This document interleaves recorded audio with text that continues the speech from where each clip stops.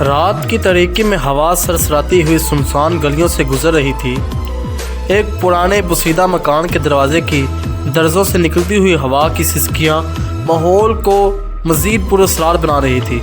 اس مکان کی ٹوٹی ہوئی کھڑکیاں، زنگ آلود دروازے اور دیواروں پر جمی ہوئی دھول اس بات کی گواہ تھی کہ یہاں کئی عرصے سے کوئی نہیں آیا، کوئی نہیں گزرا، مگر بدقسمتی سے آج 3 دوستوں کا یہاں سے گزر ہوا۔ آج 3 دوست اس گھر کے دروازے کے سامنے کھڑے تھے جس کا نام احمد، حسن اور علی تھا۔ حسن نے دھیرے سے کہا، مجھے کچھ اچھا محسوس نہیں ہو رہا، ہمیں یہاں سے چلے جانا چاہیے۔ علی نے ہنستے ہوئے اس کے کندھے پر ہاتھ رکھا، بولا، ڈربوک مت بنو، اندر کچھ بھی نہیں ہے، چلو چلتے ہیں، بڑا مزہ آئے گا۔ بس ایک پرانا ویران سا گھر ہے جہاں کوئی نہیں رہتا اور اس کے علاوہ کچھ بھی نہیں ہے۔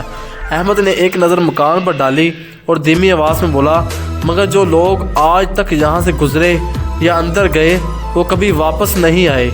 یہ جملہ سنتے ہی ایک لمحے کے لیے خاموشی چھا گئی، مگر علی نے کندھے سے ہاتھ ہٹاتے ہوئے دروازے کو زور سے دھکیلا۔ ایک زوردار چرچراہٹ کے ساتھ دروازہ کھل گیا اور ان تینوں نے اندر قدم رکھ دیا۔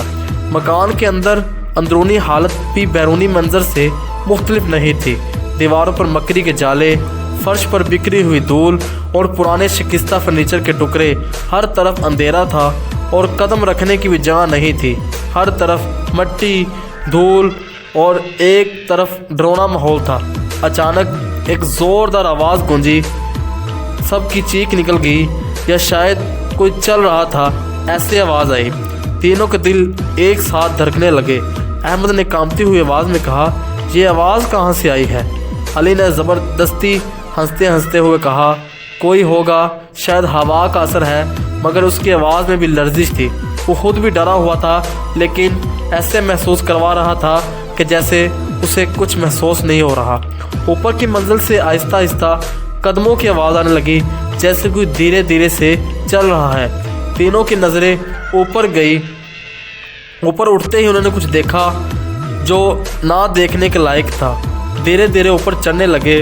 لکڑی کے زینے ہر قدم پر لرز رہے تھے، جیسے صدیوں سے یہاں کوئی انسان نہیں آیا۔ اور پھر انہیں وہ دروازہ نظر آیا جس کو نہیں نظر آنا چاہیے تھا، ایک بند دروازہ جو آہستہ آہستہ خود بخود کھل رہا تھا۔ علی نے ٹارچ کی روشنی اندر پھینکی اور جو انہوں نے دیکھا وہ کسی بھیانک منظر سے کم نہ تھا۔ ایک پرچھائی، سرخ آنکھیں، خون سے بھرے ہونٹ اور ایک خوفناک مسکراہٹ۔ یہ کیا ہے؟ حسن کے منہ سے بے ساختہ چیخ نکل گئی، ہمیں یہاں سے فوراً بھاگنا چاہیے۔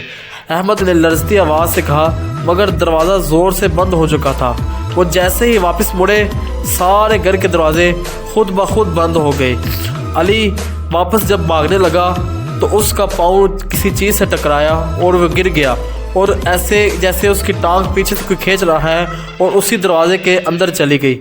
احمد نے ایسے ہی ڈرتے ڈرتے اوپر کی طرف بھاگا اور سیدھے سے اسے کسی چیز نے دھکا دیا اور وہ زور سے نیچے گرا اور وہاں ہی اس کا دم نکل گیا، وہیں اس کی جان چلی گئی۔ حسن نے جب یہ دونوں کو دیکھا تو زور سے کھڑکی کی طرف بھاگا اور چھلانگ لگا دی۔ اسے چوٹیں تو آئیں لیکن اس کی جان بچ گئی۔